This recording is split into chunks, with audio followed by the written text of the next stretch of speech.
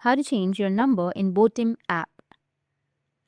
So if you want to change your number in Botim app, then what you need to do is first, you just need simply open up your Botim application. So the answer is you can't change a number in your Botim application or your Botim account. The only option you have is to delete your account and create a new account with another number. So if you go with the profile, which will be in the top right, and from here, if you try to go with the account section, and if you go with my number, then as you can see that here it says that to change your mobile number for Botim, you can send an email with the subject to change phone number to customer service for manual review, or you can just go and delete the account that you have right now and then create a new account or log into a new account with the new mobile number. Or just simply go with the email, which is listed right here, customer service.